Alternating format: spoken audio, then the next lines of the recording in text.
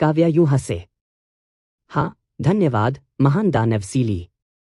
बोलते समय उसने इसे एक उचित प्रणाम भी किया। रोशनी और आर्या सुमेधा भी हंसी और चहक उठे। सीली ने अपना सिर उठाया और कहा, आपका धन्यवाद कौन चाहता है? मैं बस इतना चाहता हूं कि आप एक प्रश्न का उत्तर दें, काव्यायून। काव्यायून ने अपनी बाहों को पार किया और एक भौं उठाई। क्या सवाल? चलो इसे सुनते हैं। सिया शालिनी के साथ आपका वास्तव में क्या संबंध है? यह सुनकर काव्यायूं घूम गई, अपनी पीठ के पीछे हाथ रखकर कुछ कदम चली, अपनी आंखें घुमाईं और जवाब देने के बजाय वापस पूछा, आपको क्या लगता है कि हमारा रिश्ता क्या है? क्या आप उसके उत्तराधिकारी हैं? लेकिन आप एक मन के मार्ग की खेती नहीं करते हैं, है ना? जैसे ही सीली ने बात की, वह खुद ही भ्रमित हो गया। लेकिन आपके पास उसका जादुई खजाना है। उसका जादुई खजाना? गूंगा मत बनो, यह वह फटी हुई किताब है। 100 साल पहले उसने मेरी हेवन स्टार फॉलिंग अर्थ तकनीक को अवरुद्ध करने के लिए इसका इस्तेमाल किया था, और अब आप फिर से आते हैं, वास्तव में अभाग्यपूर्ण। लेकिन काव्यायूं को इस पर विश्वास नहीं हुआ। डींग मारना बंद करो। आपकी साधना का स्तर मकर सिंह से भी कम है, फिर भी आपने एक अमर के साथ लड़ाई लड़ी। तो मैं हार गया, क्या इसे समझना मुश्किल है? मेरे सवाल का जवाब दीजिए, सिया शालिनी के साथ आपका क्या रिश्ता है? काव्यायूं ने मुड़कर रहस्यमय तरीके से उसे देखा, कहा, सच कहूं तो हमारा रिश्ता वही है जो आपने अभी मुझे बताया था। सीली एक पल के लिए स्तब्ध रह गया, फिर उत्तेजित हो गया।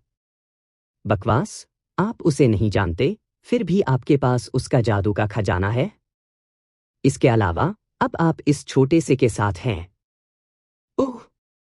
यह सुंदर लड़का कहना चाहता था, लेकिन यह देखते हुए कि मकर सिंह ने शांति को बचा लिया था, वह रुक गया और जारी रहा।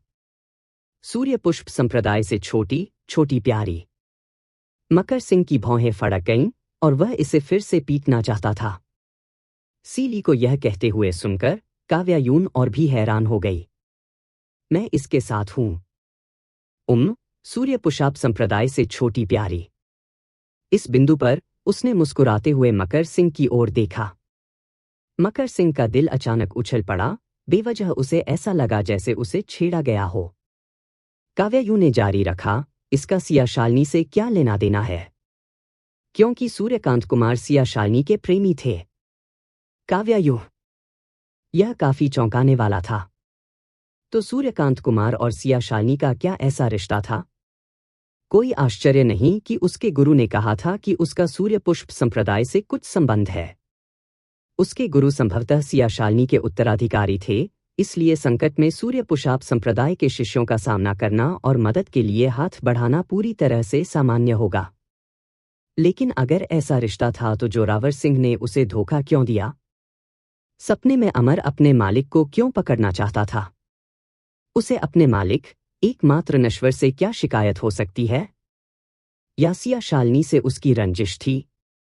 क्या सूर्यकांत कुमार और सिया शालिनी ने अंततः प्यार को नफरत में बदल दिया, एक दूसरे से नफरत करने की हद तक एक दूसरे को नष्ट करने की इच्छा की? लेकिन सिया शालिनी के बारे में क्या? क्या सिया शालिनी को पता था कि उसके मालिक को पकड़ लिया गया है? अगर वह जानती थी, तो वह उसे बचाने क्यों नहीं आई? अगर वह नहीं जानती थी, तो वह कहाँ थी? हालांकि उसे नए सुराग मिल गए थे, काव्यायूं के दिमाग में और भी सवालों की बाढ़ आ गई थी। उसे लगा जैसे कुछ महत्वपूर्ण जानकारी को नजरअंदाज कर दिया गया है। अपनी भौहों के साथ उसकी चकित अभिव्यक्ति को देखकर सीली ने महसूस किया कि वह नाटक नहीं कर रही थी।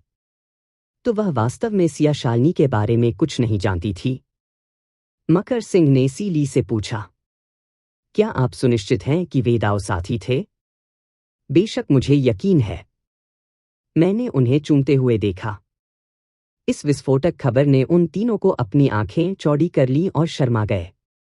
रोशनी यह कहने में मदद नहीं कर सकी, आप भाग्यशाली हैं कि उन्होंने आपको चुप कराने के लिए आपको नहीं मारा। मकर सिंह, तो आप सिया शालिनी को खोजने के लिए हमारा पीछा कर रहे हैं? सीली ने स्पष्ट रूप से स्वीकार किया। हाँ। काव्यायूं भी अपने विचारों से बाहर निकल गई। उन्हें यह कहते हुए सुनकर उसने उत्सुकता से पूछा, आप उसे क्यों ढूंढना चाहते हैं? हमें बताओ। सीली कुछ चिढ़ गया। आज उसे एक भी उपयोगी उत्तर नहीं मिला था, बल्कि इसके बजाय उसने उन्हें काफी जानकारी दी थी। तो उसने अधीरता से कहा, युवाओं को हर चीज में झांकना नहीं चाहिए। काव्यायु को कहना पड़ा, अब आप जानते हैं कि मैं सिया शालिनी को बिल्कुल नहीं जानती। क्या आप अब भी हमारा अनुसरण करना चाहते हैं? सीली ने एक पल के लिए सोचा और पूछा, तुम्हारा गुरु कौन है? मैं आपके गुरु से मिलना चाहता हूं। काव्यायु ने इसे अजीब तरह से देखा। मास्टर गायब हो गए हैं। हम भी उसकी तलाश कर रहे हैं। एक पल के बाद काली बिल्ली आकाश में गुस्से से दहाड़ने लगी, आप लोग पूरी तरह से अविश्वसनीय हैं। 3 दिन बाद काले रंग के सवारी के कपड़े पहने ईशानी चंद्रवंशी एक घोड़े और 50 पहरेदारों का नेतृत्व कर रही थी, जिनके पीछे कई आम लोग थे। विशाल भीड़ ने आधिकारिक सड़क पर धूल का बादल खड़ा कर दिया। वे काव्यायु और उसके समूह को देखने आए थे। आम लोग बूढ़ों का समर्थन करते हुए और युवाओं को ले जाते हुए कई पेस्ट्री और फल भी लाते थे। रोशनी ने अपनी बाहों में एक ढेर पकड़ रखा था, वास्तव में और अधिक नहीं ले जा सकती थी, लेकिन वे लोग उसके हाथों में चीजें भरते रहे। बस बस, रोशनी हंसी। हम यह सब खाना खत्म नहीं कर सकते। काव्यायु के बालों में एक काली बिल्ली का आभूषण आराम कर रहा था। रोशनी की बातें सुनकर वह मुस्कुराई और बोली, तुम बहुत विनम्र हो। ईशानी चंद्रवंशी ने उसकी तरफ इशारा किया और आदित्य एक कांस्य ट्रे के साथ पास आई। ट्रे में एक सुनहरी शराब का बर्तन और गोल्डन वाइन कप थे। ईशानी चंद्रवंशी ने प्रत्येक कप में शराब भरी और उन्हें 4 लोगों को सौंप दिया। उसने अपना शराब का प्याला उठाया और कहा, बहन काव्यायु, बहन रोशिनी, भाई मकर सिंह, भाई आर्य, कृपया इस कप को पी लें। हरे भरे पहाड़ अपरिवर्तित रहते हैं, साफ पानी हमेशा के लिए बहता रहता है। जब आपके पास भविष्य में समय हो तो आपको मुझसे मिलने के लिए रतनपुरी शहर वापस आना चाहिए। ठीक है। काव्यायु ने अपना शराब का कप उठाया और एक घूंट में सब पी लिया। सभी के अपने कप नीचे रखने के बाद आदित्य लाल कपड़े से ढकी एक और तांबे की ट्रे लेकर आई, जिस पर कई सामान रखे गए थे। ईशानी चंद्रवंशी ने ट्रे से एक जेड डिस्क उठाई और कहा, बहन काव्यायु, यह जेड डिस्क हमारे पूर्वज राजनंद द्वारा एकत्र की गई थी। इसे एक अमर द्वारा छोड़ा गया अवशेष कहा जाता है। मुझे नहीं पता कि यह आपके लिए उपयोगी है या नहीं, लेकिन कृपया इसे रखें। काव्यायु ने इसे स्वीकार कर लिया। जेड डिस्क हरे रंग की थी, हंस के अंडे के आकार के बारे में। जेड की गुणवत्ता गौण थी, जो दुर्लभ था वह यह था कि यह किसी तरह खून से सना हुआ था, हरे पत्तों के बीच खिलने वाले लाल बेर के फूलों के समूह की तरह लग रहा था, जिसमें आध्यात्मिक ऊर्जा के निशान थे। यह वास्तव में काफी कीमती था। काव्यायु हमेशा मोटी चमड़ी वाली थी। अच्छी चीजें देखकर उसने मना नहीं किया, उसे धन्यवाद दिया और इसे स्वीकार कर लिया। इसके बाद ईशानी चंद्रवंशी ने ट्रे से एक काला टोकन उठाया और दोनों हाथों से काव्यायु को सौंप दिया। बहन काव्यायु, यह भी आपके लिए है। यह क्या है? काव्यायु ने इसे लिया और उसे देखा। उन्होंने कहा, यह रतनपुरी शहर का सिटी लॉर्ड टोकन है। इस टोकन को पकड़कर आप रतनपुरी शहर से कोई भी अनुरोध कर सकते हैं। जब तक हम इसे पूरा कर सकते हैं, हम निश्चित रूप से करेंगे। काव्यायु ने इस टोकन के वजन को समझा। वह ईशानी चंद्रवंशी को देखकर मुस्कुराई। उस मामले में आपका बहुत बहुत धन्यवाद। बहन काव्यायु, आप बहुत विनम्र हैं। आपको धन्यवाद देने वाला रतनपुरी शहर होना चाहिए। ईशानी चंद्रवंशी ने कहा, फिर ट्रे से आखिरी वस्तु, एक सफेद जेड पेंडेंट उठाया और उसे सौंप दिया। यह आपके लिए है। जेड पेंडेंट बिना किसी दोष के शुद्ध सफेद था। किनारों को कई शुभ बादलों से उकेरा गया था और बादलों के ऊपर एक सजीव अमर हिरण था। काव्यायु ने उत्तम और चिकने जेड पेंडेंट को छुआ और पूछा, यह है? लेकिन ईशानी चंद्रवंशी ने समझाया नहीं, केवल यह कहा, बहन काव्यायु, मुझसे वादा करो कि तुम इसे सुरक्षित रखोगी। ठीक है। काव्यायु को ध्यान से जेड पेंडेंट को अपने शरीर के करीब रखते हुए देखकर ईशानी चंद्रवंशी की आंखें अचानक लाल हो गईं और उसने पूछा, बहन काव्यायु, क्या राज भाई? क्या वह ठीक हो सकते हैं? काव्यायु को नहीं पता था कि इस सवाल का जवाब कैसे दिया जाए। उस दिन उसने दुष्ट कृषक की आत्मा को चकनाचूर करने के लिए स्वर्गीय गड़गड़ाहट को बुलाया था। लाखों इकट्ठे हुए पृथ्वी आत्माएं अलग हो गईं और फिर से तितर-बितर हो गईं, जिससे दिन के उजाले में उल्का बौछार हुई। ये लाख पृथ्वी आत्माएं पृथ्वी की ओर बहती हुई बत्तख की तरह क्यूई के प्रवाह के साथ भटकती हुई पृथ्वी की ओर बहती हुईं। एक विशिष्ट पृथ्वी आत्मा की खोज करना शायद भूसे के ढेर में सुई की तलाश करने जैसा होगा। हालांकि मानव आत्माएं जटिल थीं। मुख्य आत्मा शरीर में अलग हुई 3 आत्माओं और 7 आत्माओं के प्रति एक कमजोर आकर्षण था, लेकिन इस आकर्षण की दूरी की सीमाएं थीं। जब अलग हुई आत्माएं आत्मा शरीर के बहुत करीब थीं, तो उन्हें इस आकर्षण के तहत लौटने का मौका मिला। 1 लाख पृथ्वी आत्माओं में से केवल एक ही व्यक्ति के लौटने की पुष्टि की गई थी। वह प्रताप चंद्रवंशी थी, जिसे समझना मुश्किल नहीं था। जहां तक दूसरों की बात है, ईशानी, उसे और जगहों पर ले चलो।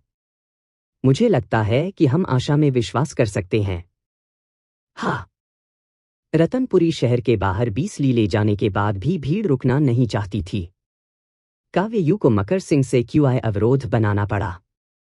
आम लोगों को इस दिव्य चमत्कार से रोक दिया गया और उन्हें जाते हुए देखा। कई सालों बाद भी रतनपुरी शहर की पहली महिला नगरी स्वामी बनने वाली ईशानी चंद्रवंशी को यह दृश्य आज भी याद होगा। सूरज पहले ही पश्चिम की ओर बढ़ चुका था और तलवार चलाने वाले युवा नदी के किनारे बची हुई धूप में चल रहे थे। मेपल चिनार लाल लटके हुए थे और ईख के फूल बर्फ की तरह बह रहे थे। शरद ऋतु की हवा ने युवाओं के वस्त्रों को फड़फड़ाया और धुंधली घास और पेड़ों में उनकी पीठ तेजी से धुंधली हो गई। चांद मोता और ढलता है, फूल खिलते और मुरझा जाते हैं, जीवन दर्दनाक विदाई से भरा होता है। लेकिन बहता पानी अंततः समुद्र में विलीन हो जाएगा, फिर एक अलग रूप में वापस आ जाएगा। सूर्य पर्वत, सत्य की ओर लौटने की गुफा। सत्य की ओर लौटने की गुफा सूर्य पर्वत के दक्षिण पश्चिम में सत्य की ओर लौटने की चोटी के नीचे स्थित थी। यह एक ऐसा स्थान था जहां सूर्य पुष्प संप्रदाय के शिष्य अपने अपराधों के लिए प्रतिबिंब में दीवार का सामना करते थे, और कभी-कभी इसमें ऐसे शिष्य भी रहते थे जो अपनी खेती में भटक गए थे।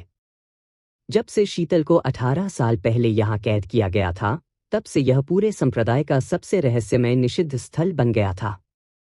संप्रदाय के गुरु के अलावा किसी और ने वहां पैर नहीं रखा था। सत्य की ओर लौटने की गुफा के आसपास का क्षेत्र घनी संरचनाओं से घिरा हुआ था। यहां तक कि जो लोग गलती से भटक गए वे भी कभी प्रवेश नहीं कर सके। कई शिष्य जिन्हें कभी शीतल से अनुग्रह प्राप्त हुआ था, उन्होंने गुप्त रूप से उसे बचाने की कोशिश की थी, लेकिन बाद में ये सभी लोग गायब हो गए थे। जोरावर सिंह ने देवदार के क्रेन वस्त्र और 5 पवित्र पर्वतों का मुकुट पहना था। उनका हाथ उनकी कमर पर कीमती तलवार पर टिका हुआ था, जो वास्तव में एक अमर ऋषि के असर को प्रदर्शित कर रहा था। वह विशाल गुफा के प्रवेश द्वार के सामने खड़ा था, अंदर की ओर देख रहा था। गुफा का आंतरिक भाग परिधि में 30 झांग और ऊंचाई में 10 झांग से अधिक था। गुफा की दीवारों में गड्ढे उकेरे गए थे, जिनके भीतर 17 जोड़ी कांस्य के दीपक जल रहे थे। इन कांस्य लैंपों ने जलपरी का तेल जलाया और इन्हें शाश्वत दीपक भी कहा जाता था। गुफा की दीवारें घने भरे लाल रूनों से ढकी हुई थीं, जो गुंबददार छत तक फैली हुई थीं। सत्य की ओर लौटने की गुफा के बहुत केंद्र में एक विशाल काले लोहे का पिंजरा खड़ा था। यह लोहे का पिंजरा एक झांग वर्ग था, जो लोहे की सलाखों से बना था, प्रत्येक बार 1 इंच जितना मोटा था। पूरे पिंजरे में उल्लेखनीय रूप से न तो दरवाजा था और न ही ताला। अगर किसी साधारण व्यक्ति ने इसे देखा होता, तो वे निश्चित रूप से सोचते कि अंदर का व्यक्ति कैसे घुस गया। हाँ, पिंजरे में वास्तव में कोई था। यह व्यक्ति चांदी के बालों वाली एक बूढ़ी औरत थी और झुर्रियों से ढका हुआ चेहरा था। उसका रंग दीपक की तरह भूरा हो गया था, जिसे किसी भी क्षण बुझाया जा सकता था। लोहे की जंजीरें बूढ़ी औरत के कंधे के ब्लेड से छेद कर रही थीं, और वह वर्तमान में ध्यान में अपनी आंखें बंद करके पालथी मारकर बैठी थी। गुफा के प्रवेश द्वार पर किसी को महसूस करते हुए उसने अपनी आंखें खोली और नजर डाली। गुफा के मुहाने पर जोरावर सिंह को देखकर वह बिल्कुल भी आश्चर्यचकित नहीं हुई और केवल एक ठंडी खर्राटे निकली। यह ठंडी खर्राटे विशाल पहाड़ी गुफा में गूंज रहे थे, फिर भी यह जोश से भरा था। जोरावर सिंह इत्मीनान से अपनी तलवार पर झुक गए। उसने पहाड़ की गुफा में प्रवेश नहीं किया, बल्कि बस 10 झांग से अधिक की दूरी को पुकारा। Marshal aunty. तो यह 19 साल पहले के कोल्ड हेरॉन विद्रोह का नायक था, शीतल। शीतल ने फिर से अपनी आंखें बंद कर लीं और उस पर कोई ध्यान नहीं दिया। जोरावर सिंह ने अपनी आस्तीन से गोलियों की एक बोतल निकाली और उसे हल्के से उछाला। गोली की बोतल लोहे के पिंजरे में उड़ गई। शीतल, हवा की आवाज को देखते हुए, बाहर पहुंचा और गोली की बोतल को लगातार पकड़ लिया। तभी उसने फिर से अपनी आंखें खोलीं, बोतल से डाट हटा दिया, अंदर से 2 गोलियां डालीं और उन्हें निगलने के लिए अपना सिर पीछे झुकाया। ये उपवास की गोलियां थीं। जैसे ही वह आगे बढ़ी, उसके कंधे के ब्लेड पर लोहे की जंजीरें टकरा गईं। उसे उपवास की गोलियां खाते हुए देखकर जोरावर सिंह ने कहा, मार्शल आंटी, क्या आप हाल ही में ठीक हो गई हैं? मैं बहुत अच्छा कर रहा हूं। अगर मुझे आपको नहीं दिखना पड़ता, तो मैं और भी बेहतर करता। जोरावर सिंह ने एक हाथ अपनी पीठ के पीछे पकड़ लिया, पूरे संयम के साथ मुस्कुराया। लेकिन मुझे अक्सर मार्शल आंटी से मिलने में मजा आता है।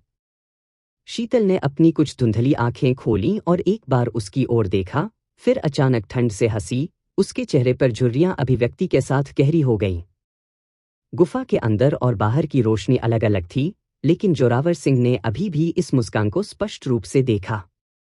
उसने उत्सुकता से पूछा, मार्शल आंटी, इससे आपका क्या मतलब है? जल्दी। जोरावर सिंह ने भौहें चढ़ाई। जल्द ही क्या आ रहा है? आपको नहीं लगता कि मास्टर अभी भी आपको बचाने के लिए आएंगे, है ना? हा हा हा हा हा। शीतल अचानक हंसी में फूट पड़ा, चारों ओर कांप रहा था और लोहे की जंजीरों को जोर से खड़खड़ाने लगा था। हंसने के बाद उसने कहा, जोरावर सिंह, अरे जोरावर सिंह, मैं आपसे पूछती हूं, आपने मुझे कब तक यहां कैद करके रखा है? न अधिक, न कम, ठीक 18 साल। 18 साल हो गए, फिर भी तुमने मुझे नहीं मारा। ऐसा क्यों? जोरावर सिंह की संकीर्ण आंखों से चतुर प्रकाश की एक चमक गुजरी, क्योंकि उन्होंने एक मुस्कान के साथ कहा जो उनकी आंखों तक नहीं पहुंची, स्वाभाविक रूप से, यह मार्शल आंटी को अपनी आंखों से यह देखने के लिए जीवित रहने देना है कि जिस व्यक्ति को आप सभी एक बार नीची दृष्टि से देखते थे, वह महान दाव को प्राप्त करता है और अमर लोकों में चढ़ता है। शीतल की उंगलियां, मुरझाई हुई शाखाओं की तरह बूढ़ी हो गईं। उसने हंसते हुए गोली की बोतल को अपने हाथों में रगड़ दिया। क्या ऐसा है? ऐसा लगता है कि आप, यह जानवर और मैं अलग अलग रास्तों से एक ही गंतव्य पर पहुंचे हैं। मैं खुद को ऐसा व्यक्ति नहीं मानता जो मौत से डरता है। आज तक जीवन से चिपके रहने का कारण बस अपनी आंखों से यह देखना है कि तुम, यह जानवर, अपना विनाश कैसे लाता है। मैं आपको यह बताने से नहीं डरता। क्या आपको लगता है कि golden frost jade dew lotus होने से सब कुछ सही हो जाता है? Golden frost jade dew lotus वास्तव में किसी को उनकी खेती को बहुत तेजी से सुधारने में मदद कर सकता है, लेकिन यह आपको आत्मज्ञान प्राप्त करने में मदद नहीं कर सकता है। आत्मज्ञान का हर क्षण एक दहलीज है, और प्रत्येक दहलीज को केवल स्वयं ही पार किया जा सकता है। पूरे स्वर्ग और पृथ्वी पर, प्राचीन काल से लेकर वर्तमान तक, कोई अपवाद नहीं रहा है। इस दुनिया में केवल एक चीज जो आत्मज्ञान के साथ कुछ छोटी सहायता प्रदान कर सकती है, वह है एक मन का लंबे समय से खोया हुआ मार्ग। लेकिन एक मन का मार्ग आपको केवल तभी वापस खींच सकता है जब आप साधना में भटक जाते हैं, या आपको अपनी अंतर्निहित सीमाओं को तोड़ने में मदद नहीं कर सकता है। क्या तुम समझ रहे हो? आत्मज्ञान के लिए सहज समझ की आवश्यकता होती है। यह सहज समझ कुछ ऐसी है जिसके साथ तुम पैदा हुए हो, या तो तुम्हारे पास यह है या तुम्हारे पास नहीं है, और तुम्हारे पास कितना भी है, तुम्हें बस इतना ही मिलता है। जोरावर सिंह, आपकी प्राकृतिक प्रतिभा अपर्याप्त है, फिर भी आप अपने बारे में बहुत अधिक सोचते हैं। इस तरह से, जब आप साधना के महत्वपूर्ण क्षणों तक पहुंचते हैं, तो आप अनिवार्य रूप से त्वरित सफलता और तत्काल लाभ की तलाश करेंगे। त्वरित परिणामों के लिए ऐसी उत्सुकता के तहत, आप अनिवार्य रूप से क्यूई विचलन में पड़ जाएंगे। जब वह समय आएगा, तो तुम बस एक पागल बूढ़े मूर्ख बन जाओगे। अपना विवेक खोने के बाद, आप सुअरों और कुत्तों से कैसे अलग होंगे? आह नहीं, आप सुअरों और कुत्तों से भी बदतर होंगे। सुअर और कुत्ते कम से कम मर सकते हैं और पुनर्जन्म के चक्र में फिर से प्रवेश कर सकते हैं, लेकिन अपने अमर शरीर के साथ आप बहुत बहुत लंबे समय तक पागल हो सकते हैं, लंबे समय तक जीवित रह सकते हैं, स्वर्ग और पृथ्वी के रूप में। हा हा हा हा हा। जोरावर सिंह ने उसे भावहीन रूप से देखा। उसका हाथ उसकी तलवार को इतनी कसकर पकड़ रहा था कि उसके पोर बल से सफेद हो गए थे। उन्होंने कहा, क्या आपको लगता है कि कुछ शब्द मेरी मनस्थिति को हिला सकते हैं? मुझे लगता है कि तुम पहले से ही एक पागल बूढ़ी औरत हो। शीतल को नहीं पता था कि जोरावर सिंह में न केवल golden frost jade dew lotus की कमी थी, बल्कि वास्तव में एक बार पहले ही क्यूई विचलन में गिर गया था। अगर उसे पता होता तो वह शायद और भी बेतहाशा हंसती। उसने जारी रखा, मैं आपको ये बातें बताने से नहीं डरती क्योंकि आपके व्यक्तित्व को देखते हुए, यह सब जानते हुए भी, आप अभी भी वही काम करेंगे। यदि तुम अपने गुमराह मार्ग से पीछे हट जाते हो और अमरता पर चढ़ने के विचारों के बिना एक अमर साधारण व्यक्ति के रूप में संतुष्ट हो जाते हो, तो तुम शांति से रह सकते हो। लेकिन आप नहीं करेंगे। आपकी महत्वाकांक्षाएं हमेशा स्वर्ग से भी ऊंची रही हैं, और जब तक आप दीवार से नहीं टकराते, तब तक पीछे नहीं हटेंगे। जोरावर सिंह, यह तुम्हारी किस्मत है। जोरावर सिंह ने अपनी आंखें सिकोड़ लीं और जवाब दिया, अगर मैं ऐसा नहीं कर सकता, तो क्या वेदांशी कर सकता है? मैं स्पष्ट रूप से उससे अधिक स्वाभाविक रूप से प्रतिभाशाली था, फिर भी आप सभी ने इसके बजाय उसे चुना। आपने उसे संप्रदाय गुरु का पद दिया, उसे जेड नदी स्काई शेकिंग मिरर दिया, और उसे golden frost jade dew lotus भी दिया। अंत में क्या हुआ? वह मर गया। उनकी मृत्यु भी आप सभी के कारण हुई थी। अगर तुमने उसका इतना एहसान नहीं किया होता, तो वह खुद पर मुसीबत कैसे लाता? वेदांशी के बारे में सोचकर शीतल ने एक लंबी आह भरी। उनकी प्राकृतिक प्रतिभा वास्तव में आपसे कुछ हद तक कमतर थी। हालांकि उसके पास एक चीज थी जिसकी आपके पास कमी थी। ओह, वह क्या है? एक मानव हृदय। ठीक कहा, जोरावर सिंह अचानक मुस्कुरा दिए। अगर उसके पास मानव हृदय नहीं होता, तो वह इस तरह के अंत से नहीं मिलता। इसलिए लोगों के लिए ठंडे खून वाला होना बेहतर है। काव्यायुन के समूह के रतनपुरी शहर से निकलने के बाद वे लगातार सूर्य पर्वत की ओर चल रहे थे। सीली ने महसूस किया कि चूंकि रहस्यमय किताब काव्यायुन के पास थी, इसलिए उसका सिया शालिनी से कुछ संबंध होना चाहिए, इसलिए उसने उनका पीछा करना जारी रखा।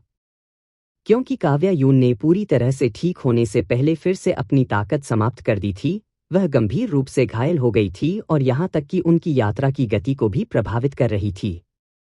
उसके चेहरे पर घाव 3 दिनों के बाद ही पपड़ीदार हो गए। इस दिन समूह ने हमेशा की तरह बाहर डेरा डाला। रोशनी और आर्य सुमेधा नदी के किनारे मछली पकड़ रहे थे। मकर सिंह ने कुछ गर्म पानी उबाला था और काव्यायुन के लिए एक बांस की ट्यूब में एक कप डाला था। उसे एक मरीज की तरह उसकी देखभाल करते हुए देखकर काव्यायुन ने मिश्रित हंसी और आंसुओं के साथ कहा, मैं इतनी कमजोर नहीं हूं। रोशनी के पास आज अच्छी किस्मत थी और उसने लगातार 4 मोटी मछलियों को पकड़ा, सभी को किनारे घास पर फेंक दिया गया। मछलियों ने अपने सफेद पेट को पलट दिया और घास पर इधर उधर भटक गई। सीली ने बगल से देखा। एक कार्प को देखकर जो विशेष रूप से मोटा था और सबसे जोर से फ्लॉप हो रहा था, उसकी भौहें झुक गईं और उसकी गोल आंखों में सहानुभूति का एक निशान चमक गया। फिर उसने मछली को उसकी पूंछ से पकड़कर वापस नदी में फेंक दिया। स्प्लैश! फैट कार्प ने नदी की सतह पर एक बड़ा छींटा पैदा किया। रोशनी, जिसके चेहरे पर छींटे पड़ गए, वह मुड़ी, उसका चेहरा पानी की बूंदों से ढका हुआ था और चुपचाप उसकी ओर देखा जैसे वह किसी चोर को देख रही हो। यह जानते हुए कि वह गलत था, सीली ने एक पल के लिए सोचा और कहा, मैं एक मछली को जानता हूं जिसका वजन 500 पाउंड से अधिक है। रोशनी का ध्यान इस मछली की ओर आकर्षित हुआ और वह यह कहने में मदद नहीं कर सकी, वाह, आपको इसे स्टू करने के लिए कितने बड़े बर्तन की आवश्यकता होगी। यह मेरा अच्छा दोस्त है। रोशनी। उसने अपना सिर खुजलाया और अजीब तरह से आकाश की ओर देखा। काव्यायु ने फिर पूछा, तो लिली, तुम कभी मछली नहीं खाती क्योंकि तुम्हारा अच्छा दोस्त मछली है? मम। काव्यायुन ने अपने कपड़ों पर कढ़ाई की गई कार्प पर नजर डाली जो एक छोटे स्वर की तरह लग रहा था। आपके कपड़ों पर कढ़ाई की? मम। काव्यायून समझ सकती थी कि यह महान दानव इस समय बहुत निराश महसूस कर रहा था। उसने पूछा, अब कहाँ है? यह सिया शालिनी के साथ है। काव्यायूं तब समझ गई। तो सिया शालिनी की तलाश में सीली का यही उद्देश्य था। उसे यह कहते हुए सुनकर रोशनी को लगा कि यह मोटा कार्प खतरे में है। आर्य सुमेधा की किताब ओल्ड मैन नमन ड्रीम रिफ्लेक्शंस के अनुसार इस सिया शालिनी ने खाना भी खाया। भूख वाला कोई भी व्यक्ति जो 500 पाउंड के कार्प को मना कर सकता है? इतना बड़ा शायद मछली तैयार करने के 800 अलग अलग तरीके प्रदान कर सकता है। उसने निगल लिया और चतुराई से पूछा, क्या सिया शालिनी को मछली खाना पसंद है? यह सुनकर सीली फट गया और डांटा, क्या आपको लगता है कि हर कोई आपकी तरह पेटू है? रोशनी ने गुस्से में जवाब दिया, अगर वह इसे नहीं खाती है तो वह इसे नहीं खाती है। क्या आप इंसान की तरह नहीं बोल सकते? मैं इंसान नहीं हूं तो मुझे इंसान की तरह क्यों बोलना चाहिए? तुम कुत्ते! रोशनी इतनी गुस्से में थी कि वह उछल पड़ी। द्वेष के एक फिट में उसने घास में सभी फ्लॉपिंग मछलियों को एक एक करके पानी में लात मारते हुए और कोसते हुए, मैं उबले हुए बिल्ली के सिर, चारकोल ग्रिल्ड बिल्ली के पैर और ब्रेस्ट बिल्ली की पूंछ खाने जा रही हूं। आर्य सुमेधा असहाय होकर देखती रही क्योंकि उनका रात का खाना पूरी तरह से गायब हो गया था। उसने घास की ओर इशारा किया, फिर खुद पर। चलो, कुछ दया करो, तुम सभी ने उपवास में महारत हासिल कर ली है और सोचते हो कि तुम बहुत महान हो, लेकिन यहाँ अभी भी कोई है जो वास्तव में भोजन के बिना भूखा मर सकता है। रोशनी काव्यायूं के पास बैठने के लिए चली गई। सीली ने अपना चेहरा काला कर लिया और पहाड़ों में गायब हो गया। कुछ ही समय में युवक अपने हाथों में 2 पहाड़ी मुर्गियां और अपने कपड़ों में फलों का ढेर लेकर लौटा। रोशनी ने अपनी स्थिति स्पष्ट करने के लिए सीधे 2 उपवास की गोलियां लीं, लेकिन जब आर्य सुमेधा ने मुर्गियों को साफ किया और मकर सिंह ने उन्हें भूनने के बाद वह सुगंध से पूरी तरह से मोहित हो गई और आधा चिकन खाने में मदद नहीं कर सकी। आर्य सुमेधा ने कहा, छोटी बिल्ली, प्रभावशाली। अब से हम अपने सभी जंगली खेल के लिए आप पर भरोसा करेंगे। ये शब्द सुनकर सुखद थे। सीली ने गर्व से अपनी ठुड्डी उठाई। मेरे पास अन्य अच्छी चीजें भी हैं।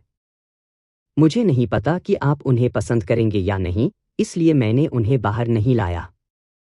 आर्य सुमेधा ने उत्सुकता से पूछा, क्या चीजें? सीली ने अपनी बाह उसकी ओर बढ़ाई। उसकी आस्तीन के कफ के नीचे से एक लाल और काले रंग की धारीदार सांप युवक की कलाई के चारों ओर घूम रहा था, अपना सिर आर्य सुमेधा की ओर बढ़ा रहा था और सीधे उसे घूर रहा था। आर्य सुमेधा की चीखें पूरी घाटी में गूंज उठीं। रात के खाने के बाद काव्यायून ने अपने खजाने की थैली से मुट्ठी भर सामान निकाला और इत्मीनान से आह भरी, मैं मूल रूप से एक जादू के खजाने को परिष्कृत करना चाहती थी, लेकिन अब मुझे नहीं पता कि मेरा शरीर कब पूरी तरह से ठीक हो जाएगा। मकर सिंह, आप इसके बजाय इसे परिष्कृत करने में मेरी मदद क्यों नहीं करते? दूसरों ने करीब से देखा और देखा कि उसने अपने हाथों में जो पकड़ा था वह दानवकोर था। इन दानवकोर को तब ले जाया गया जब उसने चंद्रर्तन पर्वत पर राक्षस भीड़ को बहा दिया। उसने कम राक्षसों के कोर का तिरस्कार किया था और उन्हें लेने की जहमत नहीं उठाई थी, केवल अधिक शक्तिशाली राक्षसों से उन्हें इकट्ठा किया था, कुल मिलाकर 18 कोर। दानव कोर में से 17 या तो हरे या भूरे रंग के थे, जिनमें से केवल एक सिनाबार के रूप में लाल था, जो सुनहरे बालों वाले शिकारी कुत्ते का था। उसने मूल रूप से इन दानव कोर को एक शक्तिशाली जादू के खजाने में परिष्कृत करने की योजना बनाई थी, लेकिन चंद्रर्तन पर्वत पर लड़ाई के बाद उसे कभी भी अपनी सांस पकड़ने का मौका नहीं मिला था। अब उसकी खेती बहुत धीरे धीरे ठीक हो रही थी और वह एक धैर्यवान व्यक्ति नहीं थी, इसलिए उसे मकर सिंह को इस कार्य के साथ परेशान करना पड़ा। मकर सिंह ने दानव कोर को स्वीकार कर लिया और सहमति में सिर हिलाया। काव्यायूं ने जेड डिस्क के बारे में सोचा जो ईशानी चंद्रवंशी ने उसे दिया था, वह इसे एक साथ परिष्कृत कर सकती है, क्योंकि यह आर्य सुमेधा के लिए एक आदर्श सुरक्षात्मक जेड बना देगी। सुरक्षात्मक जादू के खजाने को परिष्कृत करना आसान था क्योंकि वे एक ही उद्देश्य की पूर्ति करते थे, उन्हें केवल शरीर पर पहनने की आवश्यकता होती थी और किसी मंत्र की आवश्यकता नहीं होती थी। इसकी तुलना में काव्यायून का दानव कोर जादू का खजाना बहुत अधिक जटिल होगा। आप इसे क्या नाम देना चाहते हैं? मकर सिंह ने पूछा। ओह! काव्या यूं चीजों का नामकरण करने में बहुत अच्छा नहीं था। कुछ देर सोचने के बाद उसने कहा, एक साफ सुथरा परिवार। आर्य सुमेधा ने धीरे से कहा, मुझे अचानक लगता है कि वे राक्षस काफी बुरी तरह से मर गए। रोशिनी, वे बहुत गलत तरीके से मर गए। सीली, वे खुली आंखें खोलकर मर गए। मकर सिंह ने काव्यायूं से फिर पूछा, मंत्र के बारे में क्या? क्या आपने एक के बारे में सोचा है? काव्यायूं को बस सिरदर्द महसूस हुआ और उसने अपना हाथ खारिज करते हुए लहराया, मुझे नहीं पता, आप मुझे एक के बारे में सोचने में मदद करते हैं। मकर सिंह मुस्कुराया, ठीक है। कुछ दिनों बाद मकर सिंह उसके लिए तैयार जादू का खजाना लेकर आया। खजाना पन्ना हरे कमल के पत्ते के एक टुकड़े में लपेटा गया था। यह पूछने की जरूरत नहीं है कि इस मौसम में कमल के ताजे पत्ते क्यों होंगे। कमल का पत्ता खोलते हुए अंदर एक कंगन था। ब्रेसलेट पर हरे और भूरे रंग के 17 दानव कोर को अनियमित रूप से व्यवस्थित किया गया था, जो थोड़े बड़े लाल दानव कोर के चारों ओर था। शायद यह महसूस करते हुए कि दानव कोर के रंग बहुत नीरस थे, मकर सिंह ने उनमें से कुछ अन्य जेड पत्थरों को भी बांध दिया था। ब्रेसलेट काफी खूबसूरत था। काव्यायून को उम्मीद नहीं थी कि मकर सिंह के पास यह कौशल होगा। अगर यह व्यक्ति दाव की खेती नहीं करता है तो वह एक आभूषण शिल्पकार के रूप में बहुत लोकप्रिय होगा। उसने कमल के पत्ते को खोला और स्याही से लिखा एक मंत्र देखा। उज्जवल चांद की 1000 ली, सपनों की 1000 ली। नश्वर लोक में स्वतंत्र, हवा की तरह स्वतंत्र। सुंदरता फूलों के बीच नशे में है। सुगंधित धुंध बहती है, काव्यायूं में लौट रही है। यह मंत्र। काव्यायून ने अपनी ठुड्डी को सहलाया और अपनी आंखें सिकोड़ लीं। ऐसा लगा कि मकर सिंह उसके साथ फ्लर्ट कर रहा है। उसने कमल के पत्ते को अपनी उंगली से हल्के से झटका दिया और मकर सिंह की दिशा में देखा। मकर सिंह की पलकें थोड़ी फड़फड़ाने लगीं क्योंकि वह उसकी निगाहों से मिला और अपने होठों को एक साथ दबाया। काव्यायून ने कंगन को अपनी कलाई पर खिसकाया, उसे धूप में हिलाया और सिर हिलाया, बुरा नहीं है। मकर सिंह की निगाहें उसकी कलाई पर थोड़ी देर के लिए टिकी रहीं, इससे पहले कि वह मुस्कुराया, जब तक आप इसे पसंद करते हैं। पिछले कुछ दिनों में उन्होंने कई बार अपने पीछा करने वालों को हिलाया था, बिना अनुमान लगाए। वे जानते थे कि ये जोरावर सिंह द्वारा भेजे गए लोग थे। चूंकि उन्होंने और मकर सिंह ने पहले ही अपने मुखौटे फाड़ दिए थे, इसलिए संतानोचित धर्मप्रायणता के नाटक को जारी रखने की कोई आवश्यकता नहीं थी, इसलिए वह और भी अधिक अनियंत्रित हो गया था। हालांकि जबकि पीछा करने वालों ने पीछा करना जारी रखा, उन्होंने कभी कोई कदम नहीं उठाया। काव्यायूं ने अनुमान लगाया कि क्योंकि उन्होंने मोहाचार्य को मार डाला था और मकर सिंह की खेती जोरावर सिंह की अपेक्षाओं से कहीं अधिक थी, इन कारकों ने उन्हें सावधान कर दिया, इसलिए उन्होंने कार्रवाई करने में संकोच किया, शायद एक फुल प्रूफ रणनीति खोजना चाहते थे। बड़ी बहन, अब हमें क्या करना चाहिए? यह देखकर कि वे सूर्य पर्वत के करीब और करीब आ रहे थे, काव्यायूं के पास अस्थायी रूप से कोई अच्छा विचार नहीं था।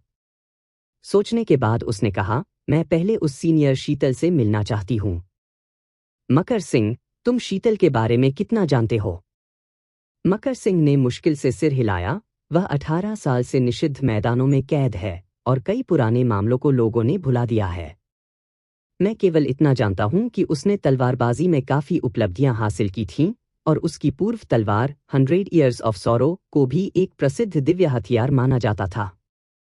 जोरावर सिंह द्वारा इस तलवार को जब्त करने के बाद उन्होंने इसे ठंडे बस्ते में डाल दिया। उनके 6 प्रत्यक्ष शिष्य थे, जिनमें से 5 की मृत्यु शीत बगुला विद्रोह में हुई थी, जिनमें से केवल एक जोरावर सिंह में शामिल होने से बच गया था। यह व्यक्ति कौन है? देवांश राठौर।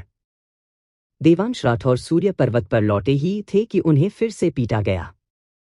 जोरावर सिंह एक संदिग्ध व्यक्ति था और अब जब उसे झटके लगे थे तो उसे संदेह था कि देवांश राठौर मकर सिंह के साथ मिल रहा था, यहां तक कि इसके लिए सत्य के मंत्र का भी उपयोग कर रहा था। उन्होंने देवांश राठौर से पूछा कि क्या वह मकर सिंह के असली साधना स्तर को जानते हैं। देवांश राठौर ने जवाब दिया कि वह नहीं जानता। इसके बाद जोरावर सिंह ने देवांश राठौर से पूछा कि मकर सिंह के पास नार्क तलवार छोड़ने का उनका उद्देश्य क्या है। देवांश राठौड़ का जवाब था कि नार्क तलवार वास्तव में राक्षसी द्वारा छीन ली गई थी और उन्होंने कभी सच बोलने की हिम्मत नहीं की थी। इस जवाब से जोरावर सिंह इतना नाराज हो गए कि उनका चेहरा ठंडा हो गया और उन्होंने देवांश राठौड़ को लगभग 20 बार कोड़े मारे। अनंत जीवन हॉल से बाहर निकलने के बाद देवांश राठौड़ ने अपने मुंह के कोने से खून पोंछा और एक लंबी आह भरी। द्वारपाल शिष्यों की कभी कभी जिज्ञासु निगाहों के तहत उसने भावहीन रूप से सूर्य की ओर देखा। वनलता अनंत जीवन हॉल के पास से गुजरी, चाहे जानबूझकर या अनजाने में, कोई नहीं कह सकता था। देवांश राठौड़ को घायल होकर बाहर आते देख वह देवांश राठौड़ के पास गए और गर्मजोशी से पुकारा, जूनियर ब्रदर देवांश। वनलता बिल्कुल भी बांस की तरह नहीं दिखती थी, वह एक पेड़ के तने की तरह था। वह चौकोर चेहरे के साथ छोटा और गठीला था जो हमेशा मुस्कुराता था। देवांश राठौड़ ने उन्हें कभी मुस्कुराते नहीं देखा था। उन्हें संदेह था कि वनलता के चेहरे पर मुस्कान स्थायी रूप से चित्रित हो गई थी। वनलता जोरावर सिंह के प्रत्यक्ष शिष्यों में से एक थी। जोरावर सिंह के प्रत्यक्ष शिष्यों की बात करें तो यह वास्तव में एक बहुत ही जोखिम भरी पहचान थी। जोरावर सिंह ने कुल 8 प्रत्यक्ष शिष्यों को ले लिया था, जिनमें से 4 को खेती के दौरान विभिन्न दुर्घटनाएं हुईं, 3 की मृत्यु हो गई और 1 पागल हो गया। जो पागल हो गया वह भी गूंगा हो गया, हर दिन अबा आबा जाने के लिए हर जगह दौड़ता रहा। उसकी हैसियत के कारण सूर्य पुष्प संप्रदाय में सभी ने उसे रहने दिया। इन 4 के अलावा 2 अन्य शिष्य एक साथ भाग गए और उनका पता आज तक अज्ञात है। कोई नहीं जानता था कि वे किस कोने में छिपे हुए थे या क्या उन्होंने जोरावर सिंह के प्रत्यक्ष शिष्य होने का अभिशाप जारी रखा था और दुर्घटनाओं का सामना करना पड़ा था। इसलिए संप्रदाय गुरु के 8 शिष्यों में से केवल 2 ही वर्तमान में सूर्य पुष्प संप्रदाय में पूर्ण और सक्रिय थे। कुछ लोगों ने कहा कि ऐसा इसलिए था क्योंकि जोरावर सिंह की नियति बहुत कठोर थी, जो उनके आसपास के लोगों के लिए आसानी से दुर्भाग्य ला रही थी। देवांश राठौड़ को ऐसा नहीं लगता था। इस समय वनलता ने शायद ही कभी अपनी मुस्कान को रोका। आखिरकार देवांश राठौड़ को संप्रदाय के गुरु ने पीटा था, इसलिए उसके लिए मुस्कुराते रहना बहुत अनुचित होगा। वनलता ने देवांश राठौड़ का हाथ पकड़ा, उसके हाथ के पिछले हिस्से को थपथपाया और उसे सांत्वना दी। जूनियर भाई देवांश, आपने कड़ी मेहनत की है। यह एक स्वर्ग मरम्मत की गोली है जिसे मैंने दूसरे दिन ही परिष्कृत किया था। यदि आपको कोई आपत्ति नहीं है तो कृपया इसे ले लें। बोलते बोलते उन्होंने देवांश राठौड़ के हाथ में हल्के नीले रंग की गोली की बोतल भर दी। देवांश राठौड़ ने अपने हाथ में गोली की बोतल को देखा, उसके मुंह का कोना एक मजाकिया मुस्कान में बदल गया। मुझे अभी अभी संप्रदाय के गुरु द्वारा व्याख्यान दिया गया है और आप संदेह से बच नहीं रहे हैं? वनलता ने जल्दी से सिर हिलाया। तुम क्या कह रहे हो? मास्टर आपको निर्देश दे रहे थे, हमें स्वयं मास्टर से निर्देश के कुछ शब्द प्राप्त करने में खुशी होगी। देवांश राठौड़ ने टीएसके की आवाज की ओर चलते हुए कहा, पाखंडी। वह हमेशा बिना चेहरा बचाए सीधे बोलते थे। वनलता नाराज नहीं हुई और उनके बगल में चली गई, यह कहते हुए, जूनियर ब्रदर बलवान ने अभी अभी एक बेहतरीन लैंडस्केप पेंटिंग हासिल की है। हम सभी जानते हैं कि आपको पेंटिंग पसंद है। जब आप ठीक हो जाएं, तो आइए चाय पिएं और एक साथ पेंटिंग की सराहना करें। उन्होंने जिस छोटे भाई बलवान का उल्लेख किया, वह जोरावर सिंह के दूसरे प्रत्यक्ष शिष्य बलवान सिंह थे। देवांश राठौड़ उनके बहुत करीब नहीं जाना चाहते थे, इसलिए उन्होंने गोली की बोतल वनलता को लौटा दी और चुपचाप वापस चले गए। अपने क्वार्टर में लौटने के बाद देवांश राठौड़ इस बात पर सोचते रहे। सूर्य पुष्प संप्रदाय के कई शिष्यों को पता था कि देवांश राठौड़ को चित्रों का संग्रह करना बहुत पसंद था, और जब भी उन्हें अच्छी पेंटिंग मिलती थी, वे हमेशा देवांश राठौड़ के साथ एहसान करना पसंद करते थे। देवांश राठौड़ ने जोरावर सिंह के लिए काफी गंदे काम किए थे और उनके पास कई अच्छी चीजें थीं, इसलिए वह अक्सर इन शिष्यों के साथ अपनी स्वर्गीय सामग्री और सांसारिक खजाने का आदान प्रदान करते थे।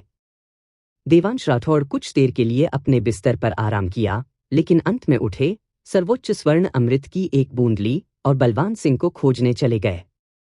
बलवान सिंह सुंदर और प्रतिभाशाली थे, जोरावर सिंह के सबसे पसंदीदा शिष्य थे और उनका निवास स्थान देवांश राठौड़ की तुलना में बहुत अधिक शानदार था। उनके बगीचे में वास्तव में ढेर किए गए क्रिस्टल से बनी एक बड़ी गुफा थी, जिसके अंदर सफ़ेद पत्थर रखे गए थे, जिन्हें आइस एंड स्नो वर्ल्ड कहा जाता था। इसे सूर्य पर्वत के सुंदर स्थानों में से एक माना जाता था। बलवान सिंह अक्सर चाय पीते थे और बर्फ की दुनिया में लोगों के साथ शतरंज खेलते थे, दूसरों की चापलूसी और ईर्ष्या का आनंद लेते थे। ईर्ष्या एक ऐसी भावना थी जो किसी की स्थिति जितनी करीब होती जाती थी, उतनी ही मजबूत होती जाती गई। यदि दो लोग दुनिया से अलग होते, तो स्वाभाविक रूप से कोई ईर्ष्या नहीं होती। बलवान सिंह जानते थे कि जो उनसे सबसे ज्यादा ईर्ष्या करता है वह वनलता है, और बलवान सिंह को सबसे ज्यादा जलन थी वह थे देवांश राठौर। मनुष्यों और जानवरों के बीच अंतर यह था कि मनुष्यों में कितनी भी ईर्ष्या और घृणा क्यों न हो, वे हमेशा सतह पर सद्भाव बनाए रख सकते थे। और मनुष्य सबसे अधिक सामंजस्यपूर्ण थे जब दो लोग एक तीसरे व्यक्ति के बारे में बुरा बोलने के लिए एक साथ आते थे। इस समय वनलता और बलवान सिंह बेकार की बातें करते हुए बर्फ की दुनिया में शतरंज खेल रहे थे।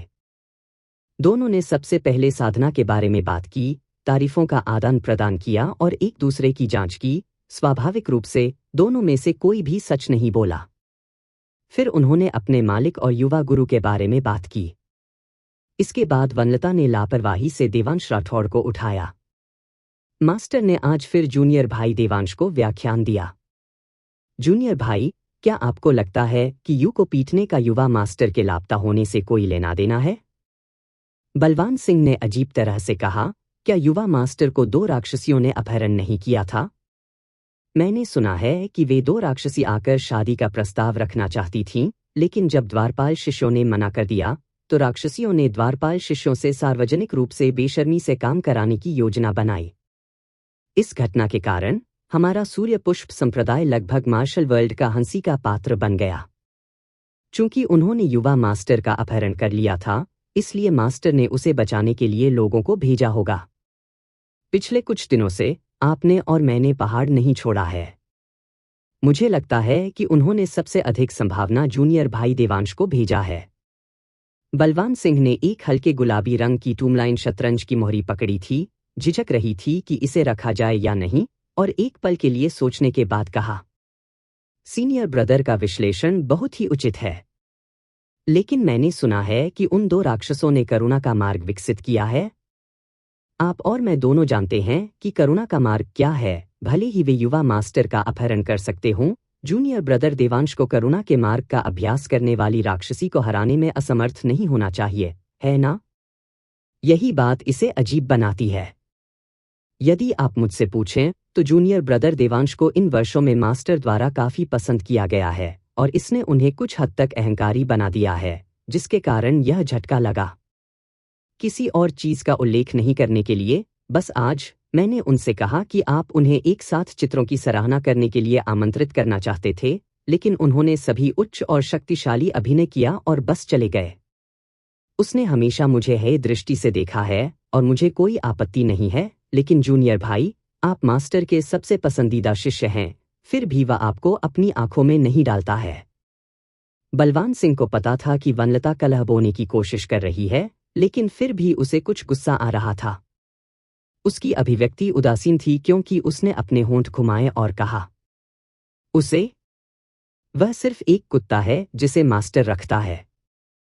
अगर कोई कुत्ता मुझे अपनी आंखों में नहीं डालता है, तो मुझे परवाह क्यों करनी चाहिए?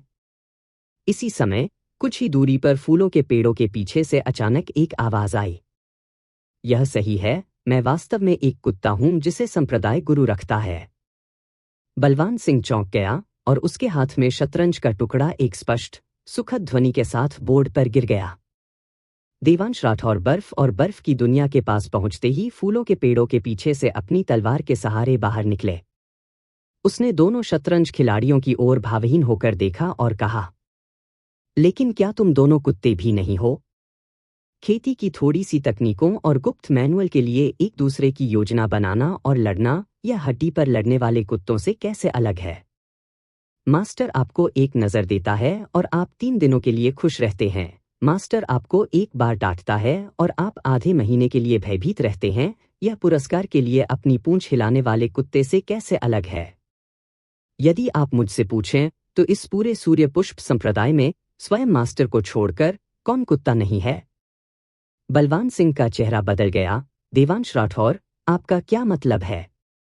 मेरा अर्थ है, हम सभी कुत्ते हैं। यह देखकर कि दोनों लड़ने वाले हैं, वनलता कुछ उत्साहित थी लेकिन दिखा नहीं सकी। उसने बलवान सिंह को रोक लिया, उस मुस्कान को धारण कर लिया जो उसके चेहरे पर वर्षों से चित्रित थी, और मना लिया, जूनियर भाई, मास्टर के लिए इस असभ्य आदमी के साथ बहस मत करो। देवांश राठौर ने अंततः वह लैंडस्केप पेंटिंग प्राप्त की। बलवान सिंह अब अपना संयम नहीं रख सका, फिर भी वह सर्वोच्च स्वर्ण अमृत का विरोध नहीं कर सका। जो समय को समझते हैं वे बुद्धिमान होते हैं, यह कहावत शायद पूरे सूर्य पुष्प संप्रदाय का मार्गदर्शक सिद्धांत थी। जब तक कीमत सही थी, वे उन्हें बेचने के लिए अपने माता पिता के हाथ पैर बांध देते थे। पेंटिंग लेकर देवांश राठौर अपने आवास लौट आए। प्रवेश करने पर उसने दरवाजे के पास कैबिनेट पर रखा एक बड़ा सफेद चीनी मिट्टी के बर्तन जार देखा। उसने लाल ढक्कन उठाया और भीतर से एक बिगु गोली निकाली। लंबे समय तक भंडारण के कारण इस बिगु पिल का रंग गहरा हो गया था। देवांश राठौर को कुछ ऐसा लग रहा था और अचानक मुंह के कोने से मुस्कुरा दिया। फिर वह मेज के सहारे झुक गया, पुस्तक को फैलाया और ध्यान से उसकी सराहना की। अपनी प्रशंसा समाप्त करने के बाद उन्होंने आश्चर्यजनक रूप से आग जलाई और इस अमूल्य प्राचीन पेंटिंग को जला दिया। अचानक बाहर से घंटियों की आवाज सुनाई दी। देवांश राठौड़ के हाव भाव गंभीर हो गए। उसने पेंटिंग की राख को साफ करने के लिए एक हाथ की मुहर बनाई, फिर धक्का देकर दरवाजा खोला और अपने कमरे से बाहर चला गया। दूरी में उसने देखा कि एक सुनहरा ताबीज तारों के प्रकाश के बिंदु की तरह तेजी से उसकी ओर उड़ रहा है। वह ताबीज को पकड़ने के लिए आगे बढ़ा। ताबीज के छंटने के बाद बलवान सिंह की आवाज हवा से आई, किसी ने सत्य की ओर लौटने की गुफा के निषिद्ध क्षेत्र में प्रवेश किया है। सत्य की ओर लौटने की गुफा के बाहर का गठन लांजी पैलेस की तुलना में बहुत अधिक जटिल था। काव्यायून ने गठन को तोड़ने में काफी प्रयास किया। गठन को तोड़ने के बाद उसने गंभीर भाव से कहा, हमें शायद खोज लिया गया है। हमें जल्दी और निर्णायक रूप से लड़ना चाहिए। ठीक उसी तरह शीतल, जिसके कंधों पर अभी भी जंजीरें थीं, को काव्यायून और रोशनी ने पिंजरे से बाहर निकालने में मदद की। चुपचाप समूह का पीछा करते हुए वे सत्य की ओर लौटने की गुफा से बाहर निकल गए। जैसे ही वे गुफा के प्रवेश द्वार से बाहर निकले, काव्यायून के कंधे पर सीली जमीन पर लुढ़क गया और मानव रूप में बदल गया। बहुत लंबे समय तक धूप से वंचित रहने के कारण शीतल मदद नहीं कर सकी, लेकिन अपनी हथेली से अपनी आंखों को ढाल ली। अपने चारों ओर धुंध भरे पहाड़ के दृश्यों को महसूस करना, पक्षियों की चहचहाहट सुनना और इतने लंबे समय के बाद ताज़ी हवा में सांस लेना, ऐसा लगा जैसे जीवन भर बीत गया हो। उसका क्यूई समुद्र अपने प्रतिबंधों से मुक्त हो गया और फिर से सक्रिय होने लगा। साधना उसके पूरे शरीर में बह रही थी और इस परिचित भावना ने शीतल को उत्साह से जोर से हंसाया। हंसने के बाद उसकी आंखें लाल हो गईं। वास्तव में आप लोग कौन हैं? उसने सभी से पूछा। काव्यायून ने कहा, अब समझाने का समय नहीं है। हमें पहले इस जगह को छोड़ देना चाहिए। अचानक कुछ ही दूरी से एक ठंडी हंसी आई। छोड़ना? आज कोई नहीं जाएगा। सभी ने गौर से देखा तो देखा कि चारों तरफ से लोगों ने उन्हें घेर लिया है। जोरावर सिंह ने समूह का नेतृत्व किया, उसके बाद चौकोर चेहरे वाला एक छोटा, मजबूत आदमी जो पंशानजी वनलता होना चाहिए, और एक अन्य व्यक्ति ने शानदार और परिष्कृत कपड़े पहने हुए अपनी आंखों और भौहों में कुछ रोमांटिक विशेषताओं के साथ, जो लैन्यूनजी बलवान सिंह होना चाहिए। इसके बाद देवांश राठौड़ आए। ये चार लोग प्रत्येक कई शिष्यों को लाएं और चारों दिशाओं को अवरुद्ध कर दिया। Z river sky shaking mirror Zorawar Singh के बगल में तैर रहा था, तेजी से घूम रहा था और एक अदृश्य बवंडर को हिला रहा था, जिससे डराने वाले दबाव की एक बढ़ती लहर आ रही थी। जोरावर सिंह का चेहरा पानी की तरह काला पड़ गया था। जब उसने काव्यायूं को देखा तो उसकी संकीर्ण आंखों से हत्या का इरादा छलक पड़ा। उसने मकर सिंह की ओर देखा, फिर धर्मी क्रोध का कार्य किया, पहले एक आरोप के साथ प्रहार किया। अविवाहित पुत्र, इस राक्षसी की खातिर तुमने वास्तव में अपनी ही मां की हत्या कर दी। इन शब्दों पर पूरे सूर्यपुष्प संप्रदाय में हंगामा मच गया। मकर सिंह उसकी बेशर्मी से इतना क्रोधित हो गया कि वह हंस पड़ा। शीतल ने चौंक कर मकर सिंह की ओर देखा और पूछा, तुम इस जानवर के बेटे हो? काव्यायून ने कहा, एक जानवर इतने अच्छे बेटे को कैसे जन्म दे सकता है? वरिष्ठ, आपको ऐसी चीजों के बारे में चिंता करने की जरूरत नहीं है। शीतल ने सिर हिलाया, यह जानते हुए कि यह ऐसे मामलों पर बहस करने का समय नहीं है। उसने आसपास के वातावरण का सर्वेक्षण करते हुए तिरछी नजर डाली और देवांश राठौर को देखकर वह तुरंत गुस्से में आ गई। बेशर्म गद्दार, तुम्हारे पास अभी भी यहां आने के लिए चेहरा है। काव्यायून को नर्क तलवार पकड़े हुए देखकर उसने बिना किसी हिचकिचाहट के अपनी तलवार निकाली और देवांश राठौर पर प्रहार किया। देवांश राठौर ने भावहीन होकर उसकी ओर देखा। मास्टर, बेहतर होगा कि हठपूर्वक विरोध न करें। इन शब्दों पर उसी पक्ष के सूर्य पुष्प संप्रदाय के शिष्य भी अपना संयम बनाए नहीं रख सके।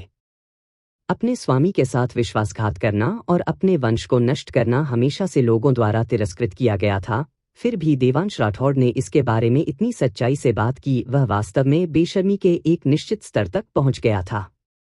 आखिरकार शीतल ने अपने कॉलरबोन को छेद दिया था, जिससे उसकी गति सीमित हो गई थी। तलवारबाजी का अभ्यास किए बिना कई वर्षों तक सत्य की ओर लौटने की गुफा में कैद होने के बाद वह अपनी चरम शक्ति का अधिकतम 20 से 30% प्रदर्शित कर सकती थी। देवांश राठौड़ ने उसे सहजता से संभाला।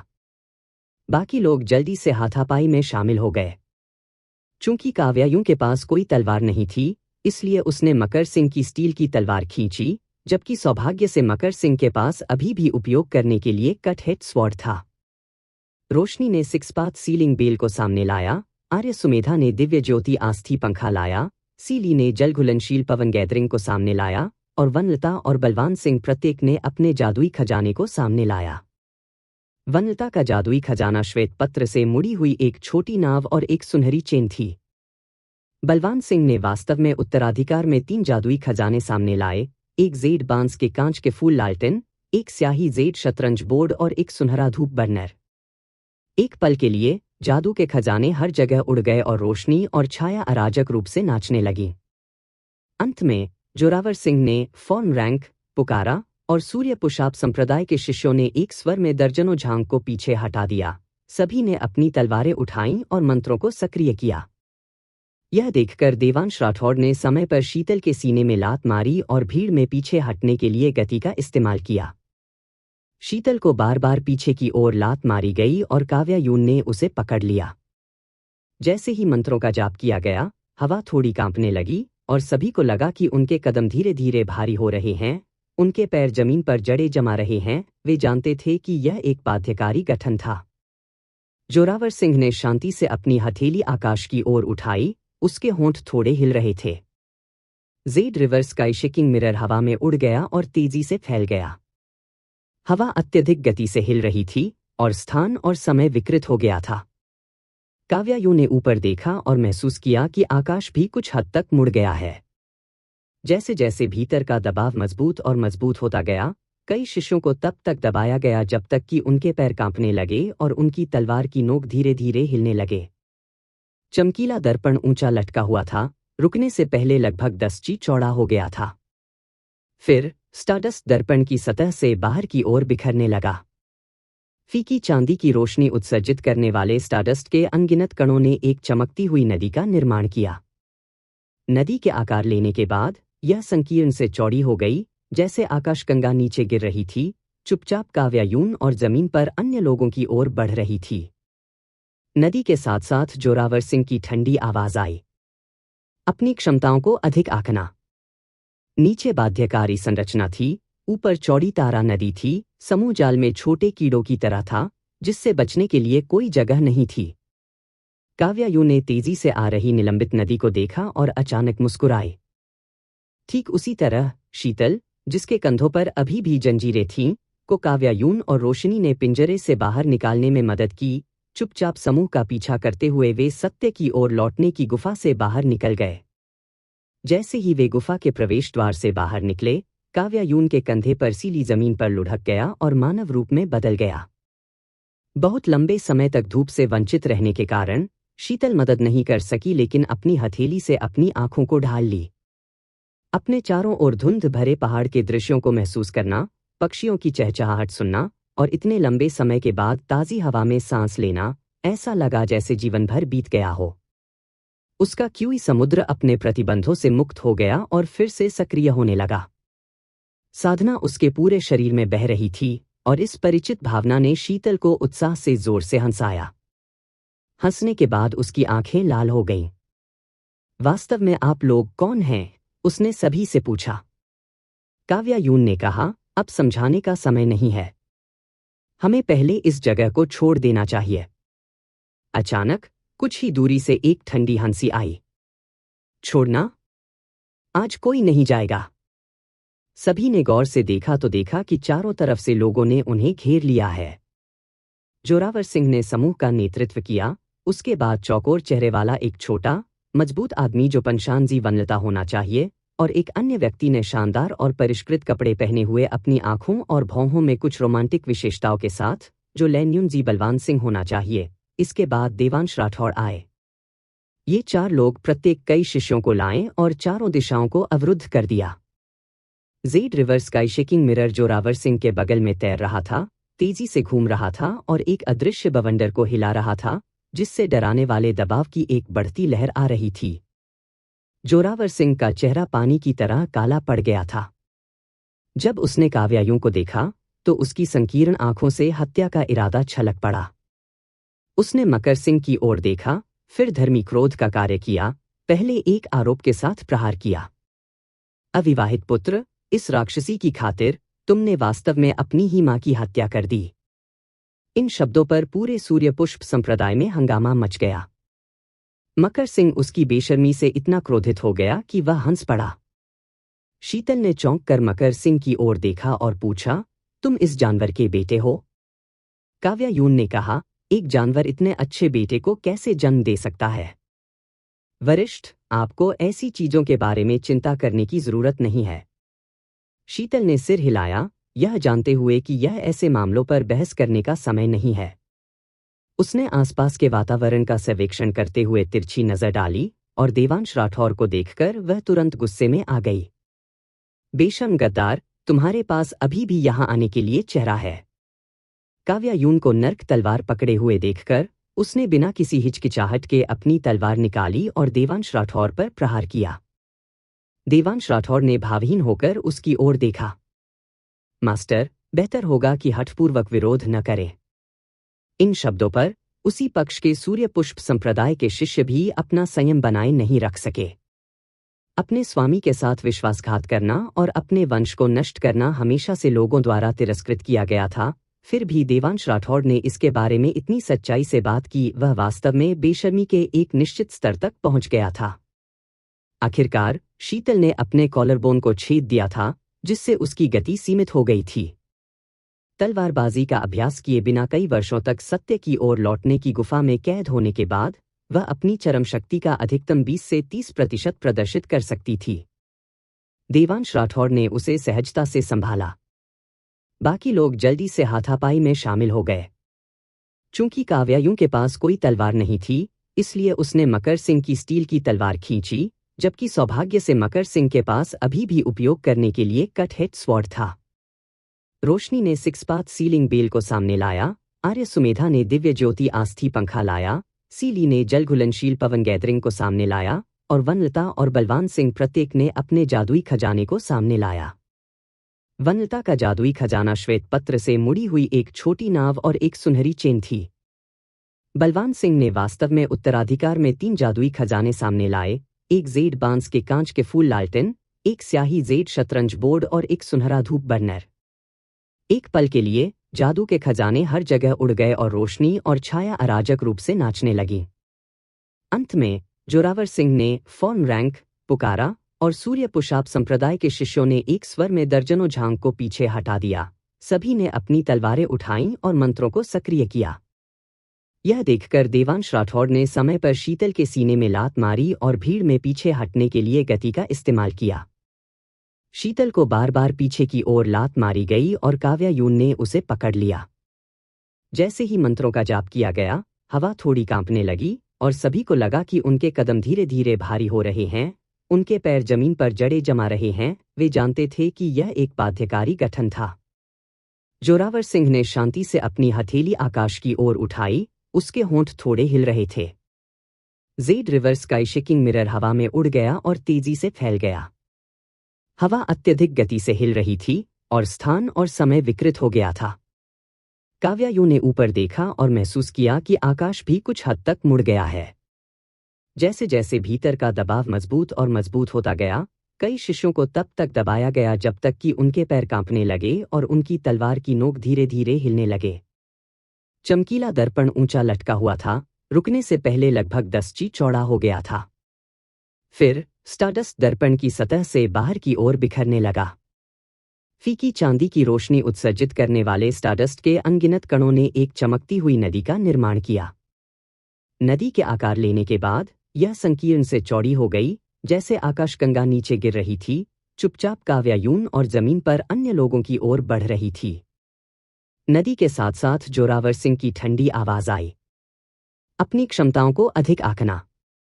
नीचे बाध्यकारी संरचना थी, ऊपर चौड़ी तारा नदी थी, समूह जाल में छोटे कीड़ों की तरह था, जिससे बचने के लिए कोई जगह नहीं थी। काव्यायु ने तेजी से आ रही निलंबित नदी को देखा और अचानक मुस्कुराए। जोरावर सिंह की आत्मविश्वास भरी निगाहों के तहत उसने अपनी कलाई से दानव कोर कंगन को हटा दिया, उसे हवा में फेंक दिया, अपने सिंदूर के होठों को थोड़ा अलग कर दिया और जल्दी से एक मंत्र का जाप किया। चमकीले चांद की 1000 ली, सपनों की 1000 ली। नश्वर लोक में स्वतंत्र, हवा की तरह स्वतंत्र। सुंदरता फूलों के बीच नशे में है। सुगंधित धुंध बहती है, काव्यायु में लौट रही है। कंगन पलक झपकते ही हवा में फैल गया, जैसे कि एक विशाल फूल पुष्पमाला। पुष्पांजलि के नीचे मोटी सफेद धुंध कहीं से भी दिखाई दी, जिससे कई लोगों की आकृतियां छिपी थीं। जोरावर सिंह के हाव भाव बदल गए। घनी धुंध दिखाई दी और अविश्वसनीय गति से सिकुड़ी, फिर गायब हो गई। धुंध में लोग उसके साथ गायब हो गए। जैसे ही वे गायब हुए, स्टारडस्ट की चांदी की नदी बरसने लगी। जहां भी चांदी की नदी गुजरती थी, घास, पेड़, पहाड़ और पत्थर बड़े पैच में गायब हो जाते थे। Z river sky shaking mirror तेजी से सिकुड़ गया और जोरावर सिंह के हाथ में लौट आया। पहले से खाली दर्पण की सतह में घास, पेड़ों, पहाड़ों और पत्थरों की एक छवि अब दिखाई दी। जोरावर सिंह का चेहरा काले बादल की तरह था, क्योंकि उन्होंने ठंडे स्वर में कहा, उनका पीछा करो। काव्यायु को यह स्वीकार करना पड़ा कि मकर सिंह ने जिस जादुई खजाने को परिष्कृत किया था, वह वास्तव में उत्कृष्ट था। अगर उसने इसे स्वयं परिष्कृत किया होता, तो शायद वह एक अंतिम हत्या हथियार बनाने की कोशिश करती। लेकिन मकर सिंह का इरादा यह था कि जब वह लड़ती थी, तो वह आमतौर पर हत्या के इरादे से भरी होती थी, इसलिए अगर वह ऐसे समय में एक और हत्या का हथियार जोड़ती है, तो प्रभाव सीमित हो सकता है, कुछ भिन्नता जोड़ना बेहतर है। इस प्रकार यह स्ट्रिंग आई, जिसे इनीट फैमिली कहा जाता है। काव्यायु समझ गई कि मकर सिंह को उम्मीद थी कि वह खुद को एक रास्ता छोड़ देगी। जादुई खजाने की यह स्ट्रिंग अपने भीतर के लोगों को एक निश्चित दूरी तक ले जा सकती है।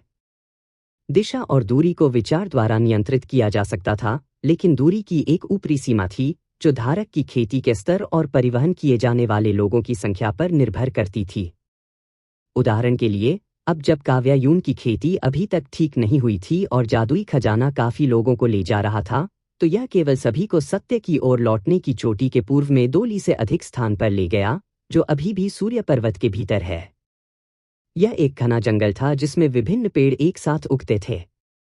जमीन वर्षों तक गिरे हुए पत्तों से ढकी हुई थी, पेड़ की जड़ों के नीचे मशरूम उगते थे और पेड़ के तनों पर लकड़ी के कान के कवक उगते थे। गिलहरियां शाखाओं और पत्तियों के पीछे छिप गईं, उत्सुकता से समूह को देख रही थी। घर बसाने के बाद शीतल ने युवाओं के इस समूह का पुनर्मूल्यांकन करना शुरू कर दिया। अपनी कम उम्र के बावजूद उनमें से प्रत्येक के पास या तो उत्कृष्ट खेती, उत्कृष्ट जादू के खजाने या उत्कृष्ट तलवारबाजी थी, कोई भी औसत दर्जे का नहीं था। कोई आश्चर्य नहीं कि उन्होंने उसे बचाने के लिए जोरावर सिंह के गठन को बहादुर करने की हिम्मत की। खासकर इस लाल कपड़े वाली महिला का जादुई खजाना। यहां तक कि अगर आम लोग अपनी पृथ्वी सिकुड़ने की तकनीकों को पूर्णता के लिए अभ्यास करते हैं, तो वे अधिक से अधिक 1000 ली दूर अकेले टेलीपोर्ट कर सकते हैं।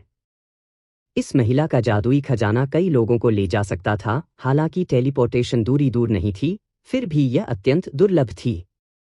विशेषज्ञ एक नज़र में इसकी अनमोल प्रकृति देख सकते थे। उसने उत्सुकता से काव्यायून की कलाई पर देखा और पूछा, आपके जादू के खजाने को क्या कहा जाता है? यह एक साफ सुथरा परिवार। शीतल चुप हो गया। उसे लगा कि खुद में कुछ गड़बड़ है। दूसरे पक्ष का नाम पूछने के बजाय उसने जादू के खजाने के नाम के बारे में पूछा था। बड़ी बहन, जल्दी से देखो, वहां पर एक कब्र है। रोशनी ने कुछ ही दूरी पर एक जगह की ओर इशारा किया। एक लाल देवदार के पेड़ के नीचे एक मकबरा खड़ा था। समूह उत्सुकता से संपर्क किया। ऐसा लग रहा था कि कब्र के चारों ओर के खरपतवार और गिरे हुए पत्ते कुछ समय पहले साफ नहीं किए गए थे, और कब्र के सामने एक पत्थर की गोली खड़ी थी, लेकिन उस पर एक भी चरित्र नहीं उकेरा गया था। यह बहुत अजीब है, आर्य सुमेधा ने कहा। इस कब्र को अच्छी तरह से बनाए रखा गया है। यह दर्शाता है कि कोई नियमित रूप से इसकी देखभाल करने के लिए आता है। यह दर्शाता है कि वे मृतक की गहराई से परवाह करते हैं। यदि हाँ, तो उन्होंने एक समाधि का पत्थर क्यों नहीं लिखा? काव्यायून भी इसका पता नहीं लगा सकी। उसने मकर सिंह की ओर देखा और पूछा, मकर सिंह, क्या आप इस कब्र के बारे में जानते हैं? मकर सिंह ने सिर हिलाया। काव्यायून ने फिर शीतल की ओर देखा। शीतल ने अपने मुंह के कोने को मरोड़ दिया। सूर्य पुष्प संप्रदाय में इतने सारे लोग मारे गए हैं, एक अनाम कब्र की परवाह कौन करेगा? किसके बारे में बोलते हुए? आप लोग वास्तव में कौन हैं? उनकी उत्पत्ति की व्याख्या करने में लंबा समय लगेगा। काव्यायूं के समूह ने सबसे पहले अपना नाम दिया। जब शीतल ने सुना कि मकर सिंह का उपनाम जियांग है, तो उसने पूछा, जोरावर सिंह के साथ आपका वास्तव में क्या संबंध है? मकर सिंह ने सीधे जवाब नहीं दिया, लेकिन कहा, senior Sheetal, golden frost jade dew lotus मेरे साथ है। आपने क्या कहा? शीतल को बहुत झटका लगा। उसकी पुतलियां थोड़ी कांपने लगीं, उसके पीले होंठ कांप उठे, और उसने आश्चर्य से उसकी ओर देखा। काव्यायून ने आसपास के वातावरण का सर्वेक्षण किया। हालांकि यह घना जंगल अभी भी सूर्य पर्वत के भीतर था, यह पहाड़ी जंगल में गहरा था और आसपास कोई सड़क नहीं थी, वे शायद इतनी जल्दी नहीं मिलेंगे। उसने कहा, वरिष्ठ, हम पहले जंजीरों को हटाने में आपकी मदद क्यों नहीं करते? इस तरह आप अधिक आसानी से आगे बढ़ सकते हैं। बहुत अच्छा। काव्यायूं आगे की सोच रही थी। कार्रवाई करने से पहले उसने पहले उनके चारों ओर एक अदृश्य संरचना स्थापित की। हालांकि उसकी साधना अभी तक ठीक नहीं हुई थी और अदृश्य संरचना का प्रभाव पहले जितना अच्छा नहीं था। अगर कोई वास्तव में उनका पीछा करता है, तो इससे कम से कम उन्हें कुछ लाभ प्राप्त करने में मदद मिलेगी। रोशनी ने पत्थर की गोली के सहारे झुककर शीतल को कब्र के पास बैठने में मदद की। शीतल ने अपनी भावनाओं को संभाला, अपनी इंद्रियों को अवरुद्ध करने के लिए अपनी साधना को बुलाया और कहा, आगे बढ़ो। काव्यायून ने अपनी तलवार खींची और जंजीरों को हटाने के लिए उसके कंधे के ब्लेड में काट दिया। मकर सिंह ने अपनी आंखें बंद कर लीं, उसका दिल उसके इरादे का पालन कर रहा था, और golden frost jade dew lotus धीरे धीरे उसके सीने से बाहर आ गया। शीतल ने उस चमकीले और सुंदर कमल के फूल को बिना पलक झपकाए देखा। एक पल के लिए उसकी भावनाएं बढ़ गईं और उसकी धुंधली आंखों से आंसू बह निकले।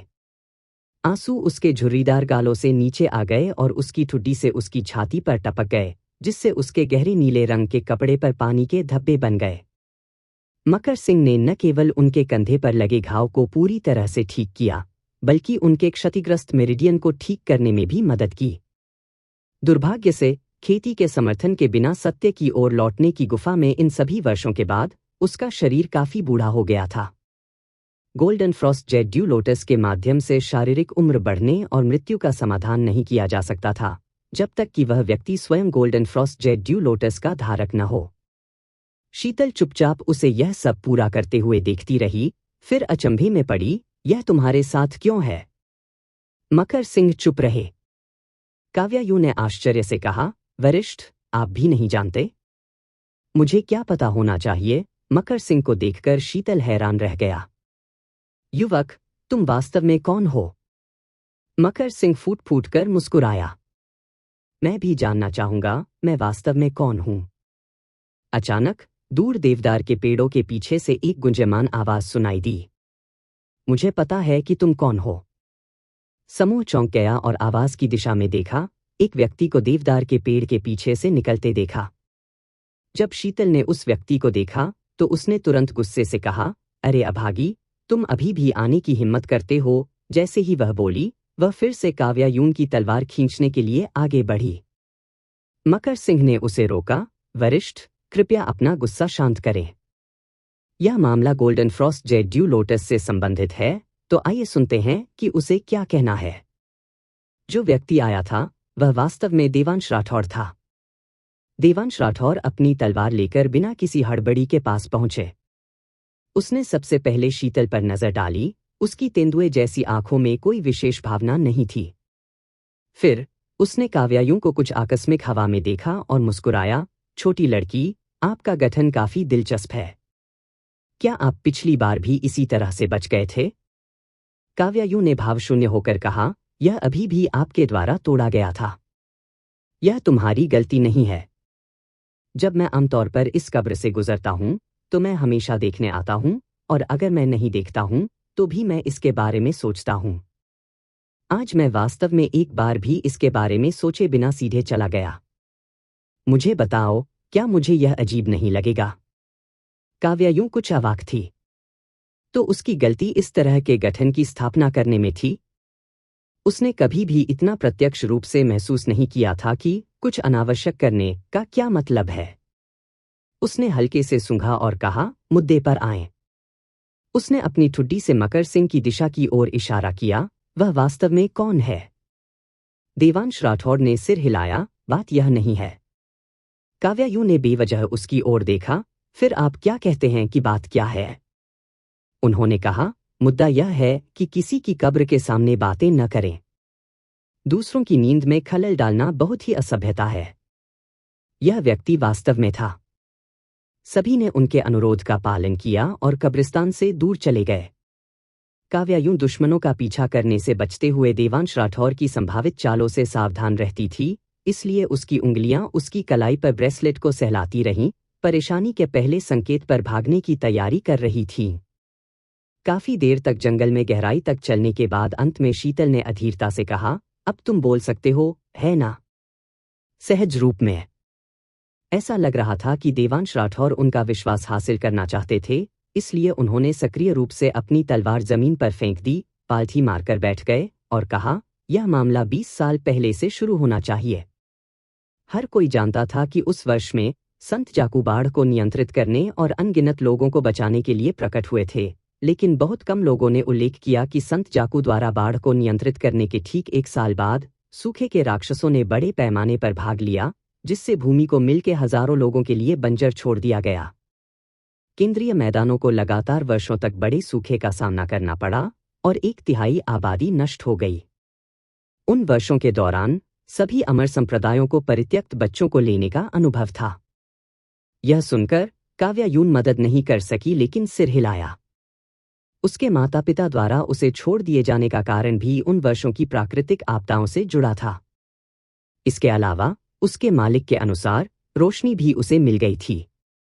रोशनी उससे अधिक भाग्यशाली थी कि जब उसे छोड़ दिया गया था तब भी वह कपड़े पहने हुए थी और याद नहीं कर सकती थी, इसलिए वह अपने करीबी रिश्तेदारों द्वारा छोड़े जाने की दर्दनाक स्मृति को बरकरार नहीं रखेगी। रोशनी ने पूछा, तो क्या मकर सिंह भी मिल गया? देवांश राठौर ने सिर हिलाया, पूरी तरह से नहीं।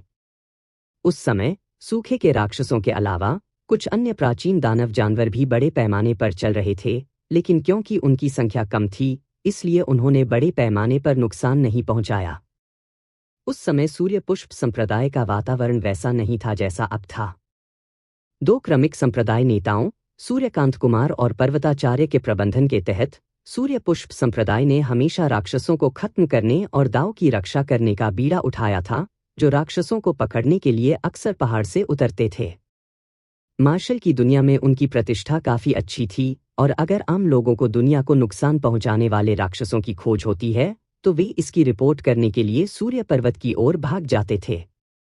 सूर्यकांत कुमार के 8 प्रत्यक्ष शिष्य थे, जिनमें पर्वताचार्य वेदांशी और जयवीर सिंह जोरावर सिंह सबसे उत्कृष्ट थे। वेदांशी सौम्य और ईमानदार थे, जबकि जोरावर सिंह अभिमानी और ईमानदार थे।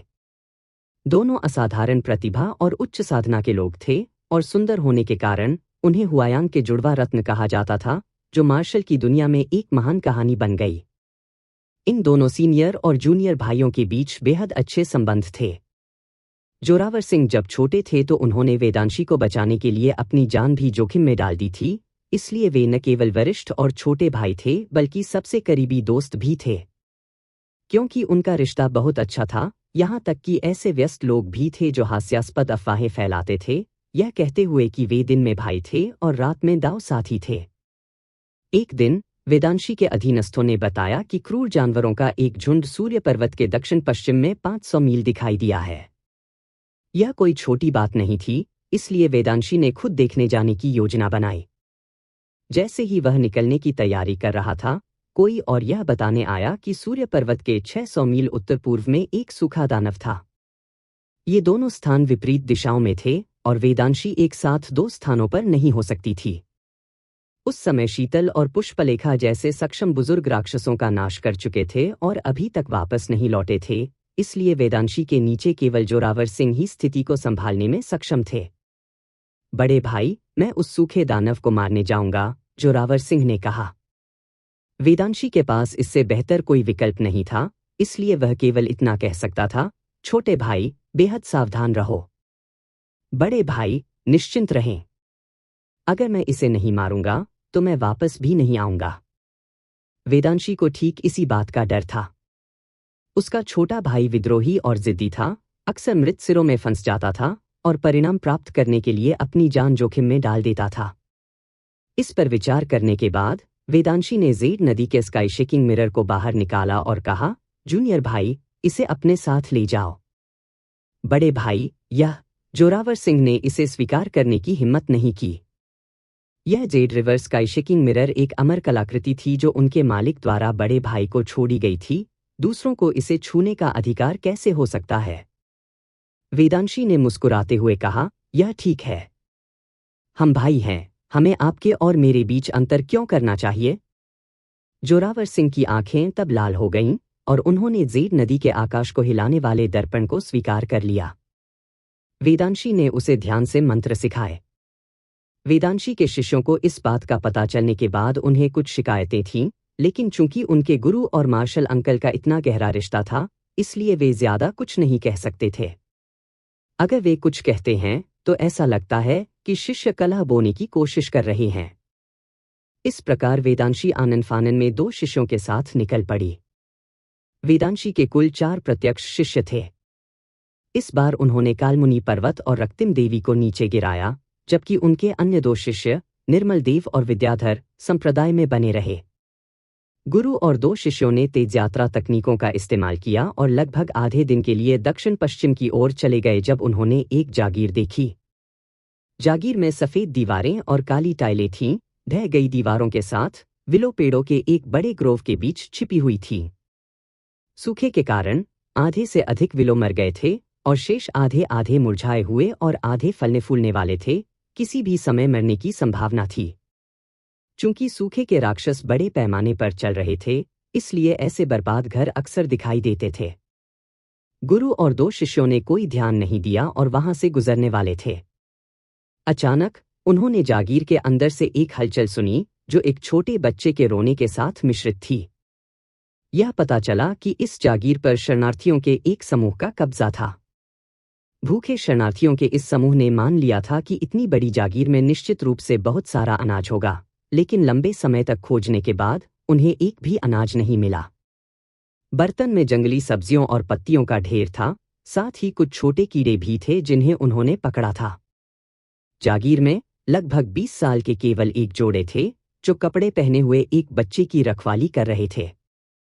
शरणार्थियों ने पहले उस शख्स को मार डाला, फिर महिला को पकड़कर उस पर हमला किया, लेकिन महिला ने मौका ढूंढ लिया और उसका सिर दीवार से टकराकर खुद को मार डाला। कई शरणार्थियों ने उसे जाने देने से इनकार कर दिया और उसकी लाश के चारों ओर उसके कपड़े उतारने लगे। अन्य शरणार्थियों ने जंगली सब्जियों और कीड़ों का बर्तन खाया, जबकि अन्य ने पहले कोमल बच्चे को खाने की योजना बनाई, फिर बाद में जोड़े को खाया। जब वेदांशी और उनके शिष्यों ने प्रवेश किया तो उन्होंने शरणार्थियों को इस बात पर चर्चा करते हुए सुना कि बच्चे को सीधे पकाना है या खाना पकाने से पहले मुर्गे को मारने की तरह सावधानी से तैयार करना है। लाल आंखों वाले कई लोगों को मृत महिला के कपड़े उतारते देख रक्तिम देवी क्रोधित हो गईं और उन्होंने सबसे पहले इन सभी शरणार्थियों को मार डाला।